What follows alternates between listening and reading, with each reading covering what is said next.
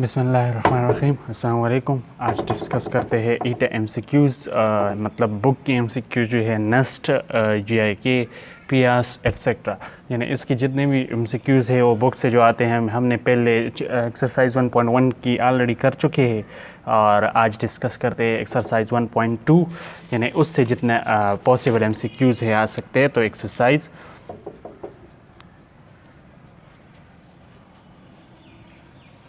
1.2 जितने भी बुक से आ सकते हैं। और ये भी याद रखें कि मतलब the main point you should keep in mind कि जितने भी MCQs आते हैं तो इसकी MCQs मेजॉरिटी बुक्स ही से आते हैं। ये हो ही नहीं सकता कि आउट ऑफ कोर्स हो, लेकिन क्रिएटिविटी की चुकी क्या हो चुका है। तो मतलब जो भी MCQs होता है उनमें क्रिएटिविटी इस्तेमाल की होती है।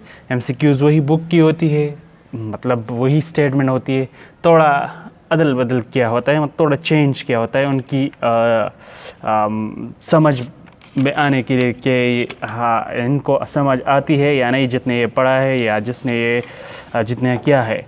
तो बज़ाहिर इसके लिए आपको मतलब इतनी ही पढ़ाई करनी होगी जितने बुक्स में है, लेकिन क्रिएटिविटी के लिए आपको सोच का इस्तेमाल ज़्यादा करना होता है। We will teach you now, मतलब इमेजिनरी नंबर है तो इसमें तो वैसे से भी इमेजिनरी नंबर के लिए आपको ये याद रखना चाहिए कि मतलब imaginary numbers always real number. ये है MCQs 1, यानी √-1 के बराबर होगा जो यहाँ पे स्टेटमेंट है। तो ऐसे भी आ सकता है, ज़रूरी नहीं है, ठीक है, ऐसे भी आ सकता है, ठीक। यूजुअली √-1 जो है ना, ये 2 नंबर, ये आयोटा जो है ना ग्रीक वर्ड से, ये भी याद रखें 3 नंबर के that is iota square is equal to √-1 whole square which is equal to -1, ठीक है। दस हम इनसे ये कंक्लूड निकल सकते हैं कि इमेजिनरी नंबर से कि इमेजिनरी नंबर्स का जो स्क्वायर है that is negative. Okay, so that is the 4th MCQs, ये भी याद रखिए। 5 ये है कि square of real number is और पॉजिटिव होगी और square of imaginary number negative होगी, ठीक है। इमेजिनरी हम डिनोट कर सकते हैं ऐसे, ठीक है। कॉम्प्लेक्स क्या कह सकते हैं कि गॉस जो है ना जर्मन साइंटिस्ट है, 1795 मैथमेटिशियन, तो उसने कंसेप्ट इस्तेमाल की थी। ये कॉम्प्लेक्स नोटेशन है, इनमें है एक रियल पार्ट और दूसरा इमेजिनरी। तो ये मतलब ये है कि 7 नंबर MCQs की ये जो जितना भी है इनमें ज़्यादातर में रटा होती है, लेकिन मतलब जो क्रिएटिविटी है वो वक्त के साथ मैं आपको बताऊंगा कि मतलब MCQ जो आते हैं इसमें क्रिएटिव कर सकते हैं। वो कौन सा, इसके बाद गॉस ने एक स्टेटमेंट दी थी कि मतलब इन्वेंट कोई भी नंबर नहीं कर सकता है। इसके बाद बेसिकली वी हैव 2 सिस्टम, उसने कहा था कि नंबर 1 और 2, सो दैट इज़ गिव 8 और 9 नंबर MCQs, ठीक है। अब आते हैं सेट नोटेशंस पे काम देखे तो ये 10 नंबर है, ठीक है। सेट नोटेशन ये है आपके साथ 11, ठीक है। Basically the statements already we have discussed, हम पहले ही डिस्कस कर चुके हैं, आपको समझा चुके हैं the way it has to B.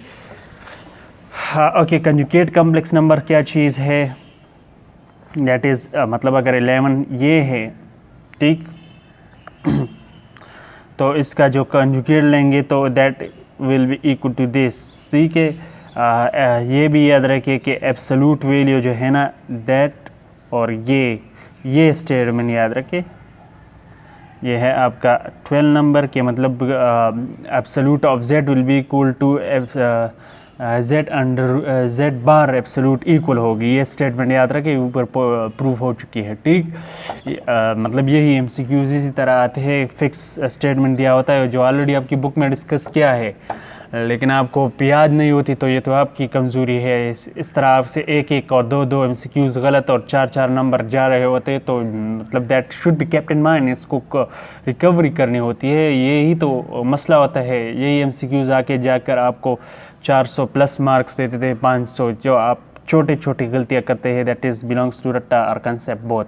तो दोनों में आपको याद रखनी चाहिए कि ये नहीं होनी चाहिए, ये गलतियां, that should be kept in mind, ठीक है।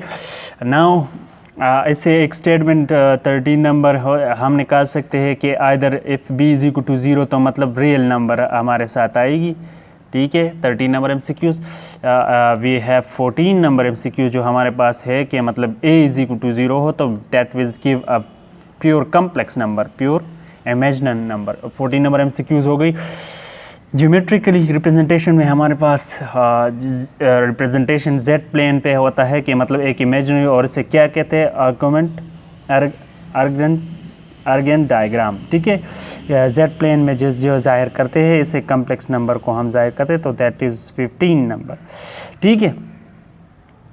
इसको मतलब हमने ये जाहिर भी किया है कि मतलब ये वैल्यू होगी, तो जस्ट आपके समझ के लिए कि ये जो डायग्राम पे जाहिर किया गया है पिछले यहाँ पे आप देख सकते हैं, we have already discuss previous video, आप इसके लिए देख सकते हैं, उसमें आपको थोड़ा बहुत अच्छा समझ आएगा कि हमने क्या किया था, ठीक है। अदर नोटेशंस में है जो हमारे पास 15 नंबर है, मतलब 15 नंबर, तो रिप्रेजेंटेशन कैसे हो सकती है, वेक्टर पे हो सकती है। 16 मतलब जो ऑर्डर पेयर पे रिप्रेजेंट करते तो इस तरह कर लेते हैं, ठीक है। आपको कंफ्यूज किया जा सकता है कि मतलब अगर MCQs दे लेट्स सपोज एक MCQs है, ठीक है, कि late A, B, iota are complex notation will be, इसका complex notation क्या होगी, ठीक है। complex notation in vector form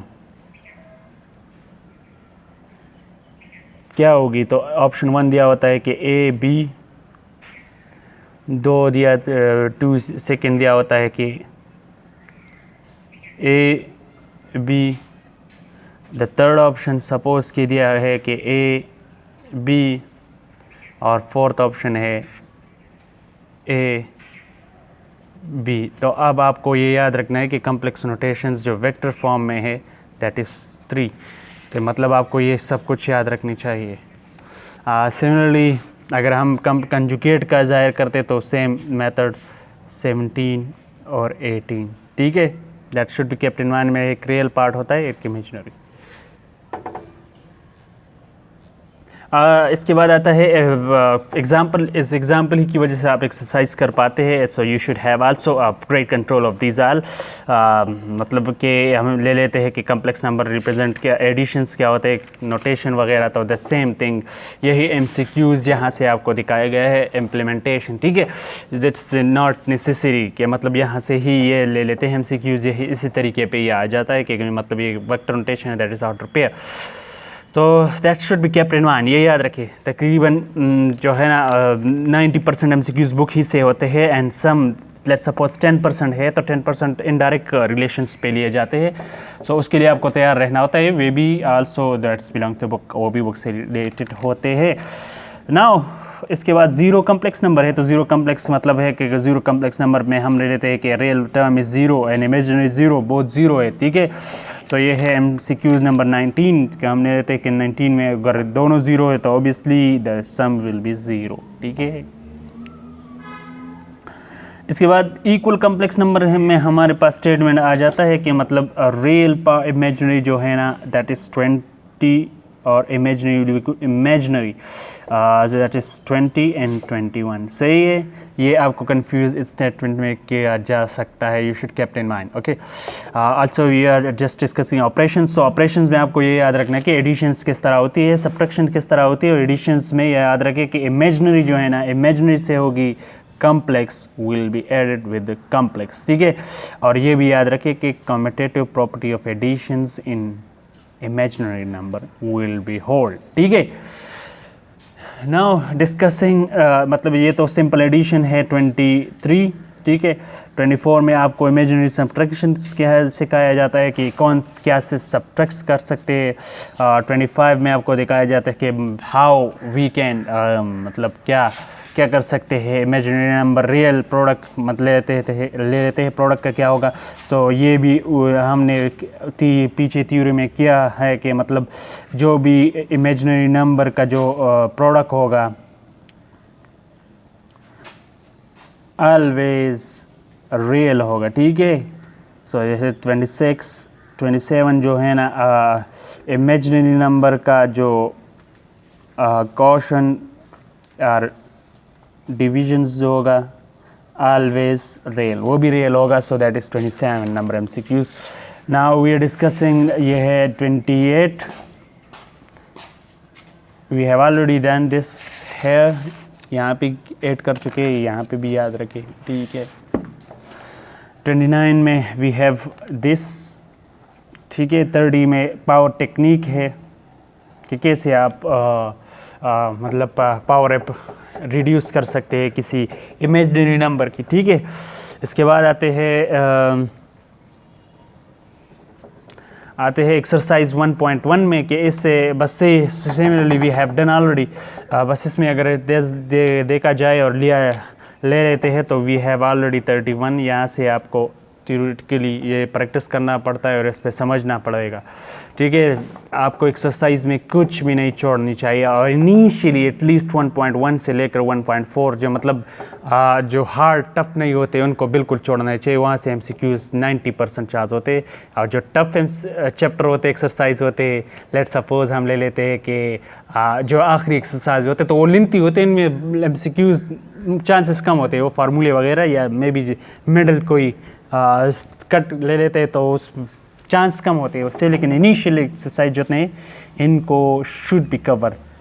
यानी मैं जो इतना आपको बता रहा हूँ तो ये इनिशियल है और इसमें ज़्यादा MCQs चांस होते थे. तो 32 और 33 इनको भी याद रखिए. 34 ये है, 35 ये MCQs है. दैट आर MCQs और कुछ भी नहीं होते, आपकी बुक ही से होते हैं. दैट इज़ इम्पॉसिबल, क्योंकि ये तो आपके साथ नाइंसाफ़ी होगी कि आपके बुक से बाहर MCQs ले. इनडायरेक्ट रिलेशन हो सकती है, मैं ऑलरेडी डिस्कस कर चुका हूँ कि इनडायरेक्ट रिलेशन कैसी होती है. इनके लिए भी हम बाद में दोबारा भी कर लेंगे थोड़ा बहुत MCQs के इनडायरेक्ट रिलेशंस में MCQs कैसे लिए जाते हैं. बट वो इनडायरेक्ट नहीं होते. ज़रूरी नहीं है कि जो MCQs चैप्टर एक्सरसाइज 1.1 से हो तो वो 1.2 में डिस्कस नहीं किया. May be complex number can also भी डिस्कस इन अदर नंबर्स, मतलब अदर चैप्टर्स में भी डिस्कस करते हैं. वो वहाँ से ले ले तो आपकी कमज़ोरी है, क्योंकि आपने वो याद ही नहीं किया. एटलीस्ट 5-6 टाइम तो आपको रिपीट करनी चाहिए अपनी course. Then there will be a chance to get maximum marks. Without it, I don't think you will be get. क्योंकि आपको रिवाइज करने ही से आपको सक्सेस की अपॉर्चुनिटी ज़्यादा होते हैं. Because revise mean reduce your mistake. Whenever you reduce your mistake, it means your success is 100% accurate. You can. So for now, बस इतना ही काफ़ी. दुआ और उम्मीद यही कि जहाँ भी रहो खुश रहो, आबाद रहो, हंसते मुस्कुराते और इसी के साथ अब किसी ज़िंदगी गुजरे. अस्सलाम वालेकुम.